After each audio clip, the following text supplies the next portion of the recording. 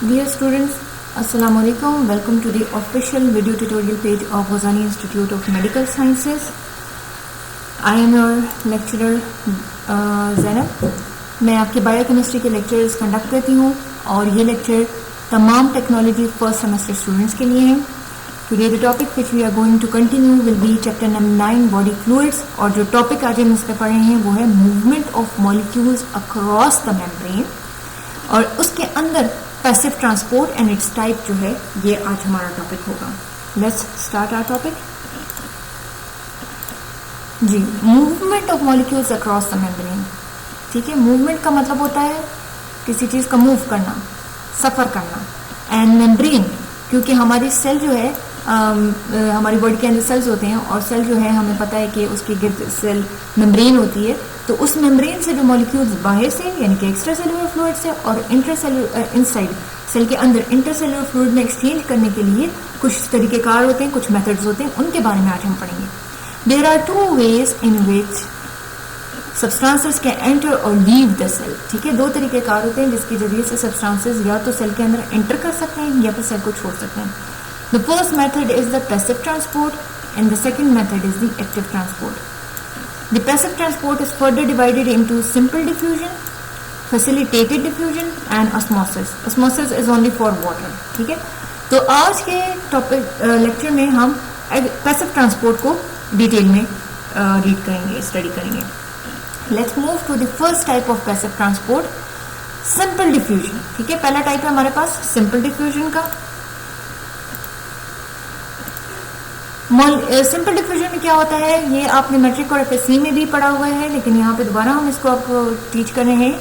Molecules move from region of higher concentration to a region of lower concentration.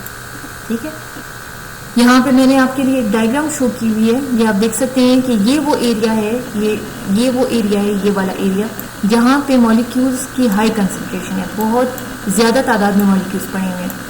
ये जो बीच में आपको line नजर आ रही है ये एक मेम्ब्रेन है. ठीक है, ये जो लाइन है ना ये आपकी मेम्ब्रेन है जिसके जरिए से ये मॉलिक्यूल्स इधर जाएंगे लोअर कंसंट्रेशन की तरफ. ठीक है, यहाँ पे तादाद कम है मॉलिक्यूल्स की. जाहिर बात है, आपको पता है कि अगर मैं इस हायर साइड पे मॉलिक्यूल्स ज्यादा करूंगी तो एक टाइम आएगा कि यहाँ पे ज्यादा और जगह नहीं होगी मॉलिक्यूल्स के लिए, तो ये मॉलिक्यूल आहिस्ता आहिस्ता करके इस साइड आना शुरू हो जाएंगे. ठीक है, लोअर कंसंट्रेशन. तो इसको हम कहते हैं ये सिंपल डिफ्यूजन. यहाँ पे जो नीचे डायग्राम दिखा रहे हैं इसमें एक स्टेट ऑफ इक्विलिब्रियम दिखा रहे हैं कि यहाँ पे भी एक जितने मॉलिक्यूल्स पड़े हुए हैं, यहाँ पे भी एक ही जितने मॉलिक्यूल्स पड़े हुए हैं. मतलब ये इसमें एक प्रोसेस है कि हायर कंसंट्रेशन से आहिस्ता आहिस्ता करके मॉलिक्यूल्स इधर शिफ्ट होना शुरू हो जाएंगे और एक टाइम आएगा कि दोनों में बैलेंस बरकरार हो जाएगा, दोनों साइड्स पे एक जैसा मॉलिक्यूल होगा. So the movement of molecules from region of higher concentration to the region of lower concentration is known as simple diffusion. Examples देते हैं सिंपल डिफ्यूजन की. ह्यूमन बॉडी में, हमारी बॉडी में क्या एग्जाम्पल्स हो सकती हैं. पहली एग्जाम्पल आ जाती है number 1, gas exchange in the alveoli. अब आपको ये पता होना चाहिए कि एल्वेलाई क्या होता है. एल्वेलाई लंग्स का वो हिस्सा है जहां पे एक्सचेंज ऑफ गैसेस होती है. ठीक है, हमारी लंग्स में वो हिस्सा जहां पे exchange of gases take place करती है, यानी ऑक्सीजन और कार्बन डाइऑक्साइड का एक्सचेंज जहां होता है उसको एल्वेलाई कहते हैं. Oxygen from the air to the blood. ठीक है, ये तो हमें पता है, नॉर्मली यही होता है ना, हम सांस लेते हैं तो ऑक्सीजन हवा से हमारे अंदर जाती है और वो कहाँ जाती है, ब्लड में. फिर carbon dioxide from the blood it goes into the air.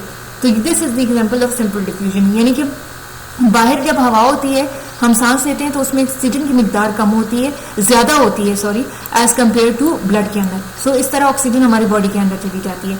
हमारे ब्लड में कार्बन डाइऑक्साइड की मिकदार ज्यादा होती है एज कम्पेयर टू एयर, तो इसलिए हमारी बॉडी में कार्बन डाइऑक्साइड अंदर से निकल के बाहर हवा में आ जाती है. सेकेंडली हमारे पास एग्जाम्पल होता है gas exchange for respiration. Respiration में जब हम टिश्यू और सेल की लेवल पे बात करते हैं, oxygen from the blood to the tissues. ये तो हमें पता ना कि ऑक्सीजन जो है हम हवा से लेते हैं वो ब्लड में जाती है, ब्लड से वो टिश्यूज और सेल्स में जाना शुरू होती है, और कार्बन डाइऑक्साइड जो है वो हमारे टिश्यू और सेल से ब्लड में जाती है और फिर ब्लड से बाहर हवा में आ जाती है. ठीक है, there is an important note जो मैंने आपके लिए लिखा है, वो ये है कि simple diffusion require no ATP.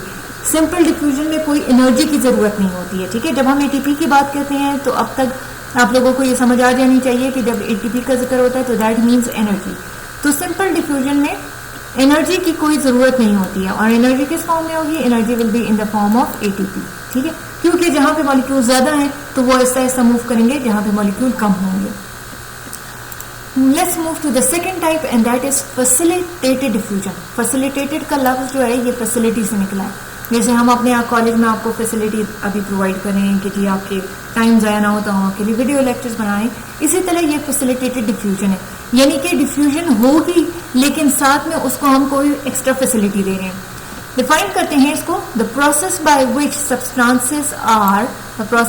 Substances are transported across the cell membrane by means of a specialized protein carrier molecules. ठीक है, यानी यहाँ पे भी कंसंट्रेशन ग्रेडियंट वाली ही बात होती है कि ये मैं आपके लिए फिगर बनाती हूँ कि जी यहाँ पे भी कंसंट्रेशन ग्रेडियंट की बात हो रही है। यहाँ पे हायर कंसंट्रेशन है, ठीक है, मॉलिक्यूल ज्यादा है, लेकिन यहाँ पे इस मेम्ब्रेन के ऊपर एक प्रोटीन कैरियर पड़ा होगा जिसके साथ ये मॉलिक्यूल लग के इधर इस तरफ लोअर कंसंट्रेशन वाली साइड पे मूव करना शुरू हो जाएगा। This is known as facilitated diffusion.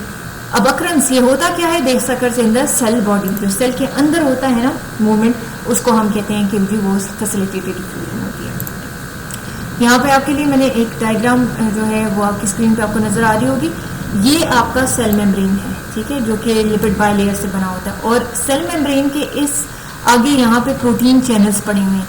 ये वो चैनल्स हैं जो कि मॉलिक्यूल्स को पकड़ के साथ में और एक्स्ट्रा सेलुलर स्पेस से, ये देखें, अगर आप ये देख रहे हैं ये प्रोटीन चैनल्स है, तो ये आपका एक्स्ट्रा सेलुलर स्पेस है, इससे ये मॉलिक्यूल्स इस प्रोटीन चैनल्स के अंदर जा रहे हैं, ठीक है, और अंदर जाके फिर आगे क्या है, यहाँ पे कैरियर प्रोटीन्स के जरिए से ये प्रोटीन चैनल्स है ना, ये कैरियर मतलब जो कि इसको कैरी कर रहा है, इसको उठा के अंदर लेकर आ रहा है। तो कहाँ से, एक्स्ट्रा सेलुलर स्पेस से ये मॉलिक्यूल इस प्रोटीन के साथ लगते हैं, और ये देखें यहाँ से इस कैरियर प्रोटीन ने इसको छोड़ा है। यहाँ पे ये दिखा रहे हैं ये कैरियर प्रोटीन है, ये एक्स्ट्रा सेलुलर स्पेस से मॉलिक्यूल ने पकड़ा है, ये मॉलिक्यूल यहाँ पे कैरियर प्रोटीन में आ गया और यहाँ से अब ये रिलीज हो रहा है, कहाँ जा रहा है, इनटू इंटरसेलुलर स्पेस। ठीक है, सो इस सारे मेथड में अब कैरियर क्या है, वो प्रोटीन चैनल है, यानी कि प्रोटीन चैनल, ये जो सेल मेम्ब्रेन है इसमें ये जगह जगह प्रोटीन्स लगे हुए हैं, ये एक्स्ट्रा सेलुलर स्पेस से मॉलिक्यूल को लेके पकड़ते हैं और उसको अंदर इंटरसेलुलर स्पेस तक लेके जाते हैं। So this is known as facilitated diffusion. लेकिन इसमें भी कोई एनर्जी जो है उसकी रिक्वायरमेंट नहीं होती है। ठीक है, आप अपनी स्क्रीन पे देख सकते हैं, the energy is not required because the molecules move along with the concentration gradient. Concentration gradient मतलब जिस तरफ उसकी मिकदार ज्यादा होगी वो कम मिकदार वाली साइड पे मूव करना शुरू करेंगे। As we know that the cell membrane is selectively permeable membrane that allows the passage of some substances but not others. ठीक है, ये भी हमें पता होनी चाहिए, इसलिए तो हम कह रहे हैं कि ये जो सेल मेम्ब्रेन है ये सिलेक्टिवली परमिएबल होती है। सिलेक्टिव मतलब ये कुछ चीजों को, कुछ मॉलिक्यूल्स को अलाउ करती है कि वो सेल के अंदर चले जाएं और कुछ को नहीं करती हैं। It allows the passage of solvent molecules but not the passage of larger solute molecules. ठीक है, ये जो आपके पास सेल मेम्ब्रेन है, ठीक है, ये सेल मेम्ब्रेन बड़ी सिलेक्टिव होती है, ये कुछ चीजों को अलाउ करती है कि वो सेल के अंदर जाएं और कुछ को नहीं करती है। अब किसको अलाउ करती है, सॉल्वेंट मॉलिक्यूल्स को अलाउ करती है कि वो अंदर जाएं, लेकिन जो लार्जर सोल्यूट मॉलिक्यूल्स हैं उनको अलाउ नहीं करती है। For this purpose we use carrier protein. अब आपने लार्जर सोल्यूट मॉलिक्यूल्स को अंदर कैसे करना है, इसके लिए हम कैरियर प्रोटीन्स का इस्तेमाल करते हैं, that facilitate the diffusion of large solute particles and in this way cross the membrane. So therefore this is called as the facilitated membrane. ठीक है, जब आपने सॉल्वेंट को पास करना है तो सिंपल डिफ्यूजन का मेथड चलेगा, जब आपने लार्जर सोल्यूट में मॉलिक्यूल्स को यूज करना है, पास करना है, तो तब आपके पास फैसिलिटेटेड डिफ्यूजन का मेथड चूज होगा। फैसिलिटेटेड अब हम चलेंगे नेक्स्ट टॉपिक पे, और नेक्स्ट टॉपिक है वो है ऑस्मोसिस का। As you can see on your screen, the process in which a solvent, यानी कि जो कि डिजॉल्व हो सकता है, ठीक है, the process in which a solvent यानी कि water molecules they move from a region of higher concentration to a region of lower concentration through a semi permeable membrane is called as osmosis. यहाँ पे देखिए, यहाँ diffusion, simple diffusion और facilitated diffusion में हम selective permeable की बात करें, यहाँ पे हम सेमी परमिएबल की बात करें। ठीक है, जब हमने किसी सॉल्वेंट यानी हमने वाटर को हायर कंसंट्रेशन से लोअर कंसंट्रेशन की तरफ भेजना है तो हम ऑस्मोसिस का मेथड यूज करेंगे और वहां पे सेमी परमिएबल मेम्ब्रेन का होना लाजमी है। It must be noted that osmosis is also passive method, ठीक है, and energy as ATP is not used. बिल्कुल पैसिव मेथड होता है। यहाँ पे आपको फिगर में नजर आ रहा होगा, ये ऑस्मोसिस का मेथड है। ये जो बीच में आपको नजर आ रही है, ठीक है, ये अगर आप देख सकते हैं अपनी स्क्रीन पे, ये मैं लेजर पेन के जरिए से आपको दिखाने की कोशिश करूँ। ये जो डॉट्स लगे हुए हैं जहाँ पे मेरा लेजर मूव कर रहा है, ये आपकी सेमी परमिएबल मेम्ब्रेन है, जो कि अलाउ करेगी कुछ सब्सटेंसेस को कि वो पास करें यहाँ से वहां तक, ठीक है। ये ऑस्मोसिस का मेथड है। यानी ये जो आप एक बीकर में देख रहे हैं, ये वाला बीकर जो है जहां पे मेरा लेजर मूव कर रहा है, ये देखिए ये हायर कंसंट्रेशन है एक साइड पे लोअर कंसंट्रेशन है। ये जो मॉलिक्यूल्स है, ठीक है, ये मॉलिक्यूल्स मूव कर रहे हैं, ये मॉलिक्यूल मूव कर रहे हैं through the semi permeable membrane और ये दूसरी साइड पे आ जाएंगे जैसे कंसंट्रेशन ग्रेडियंट होगा।